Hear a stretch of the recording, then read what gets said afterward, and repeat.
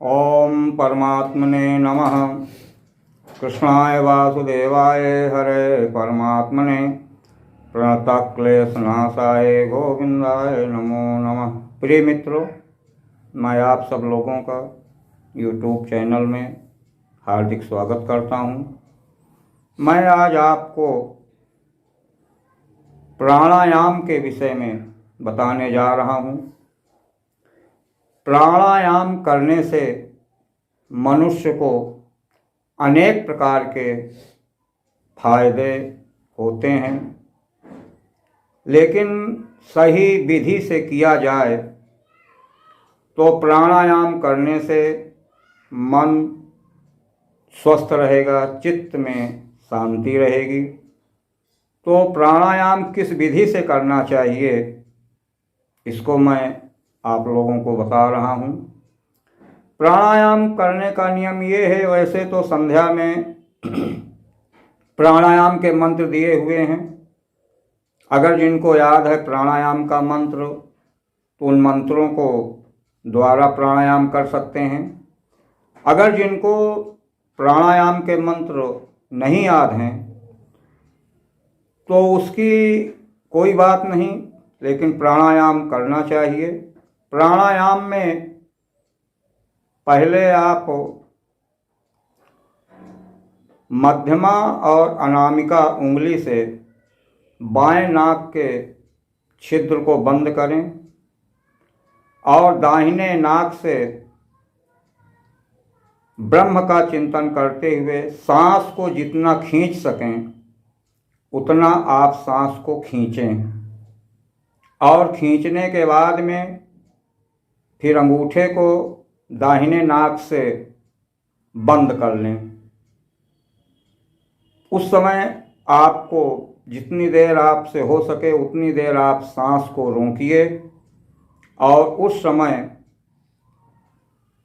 परब्रह्म परमात्मा का आप चिंतन करें। और उसके बाद फिर अंगूठे से दाहिने नाक को दबाए रहें, बाएं तरफ की उंगली को हटा करके उस सांस को बाएं तरफ से छोड़ें। खींचते समय हृदय में, नाभि में विष्णु भगवान का ध्यान करना चाहिए।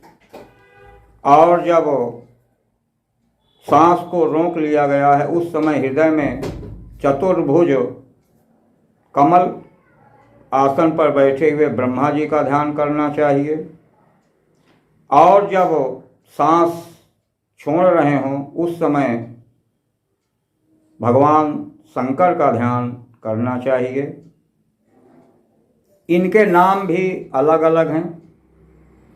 पहले जो सांस खींचा जाता है उसको पूरक कहते हैं, और जब सांस को रोक लिया जाता है तो उसको कुंभक कहते हैं, और जब सांस को छोड़ा जाता है तो उसको रेचक कहते हैं।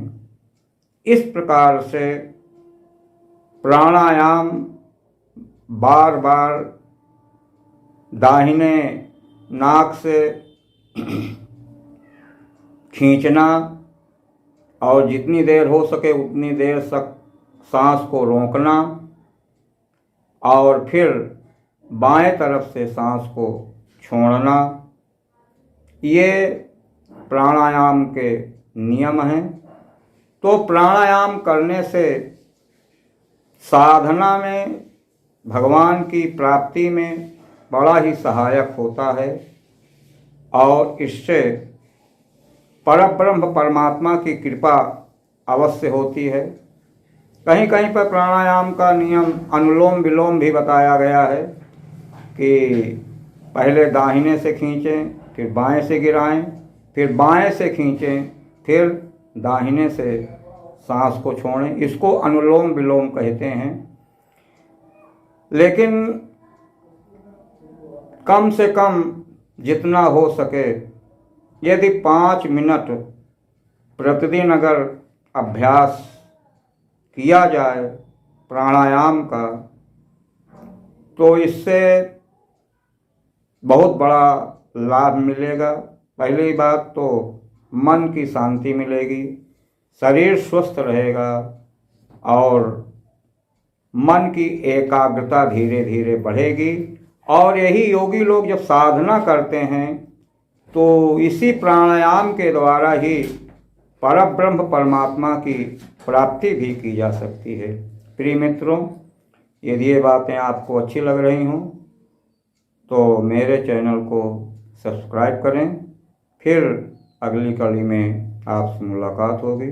धन्यवाद।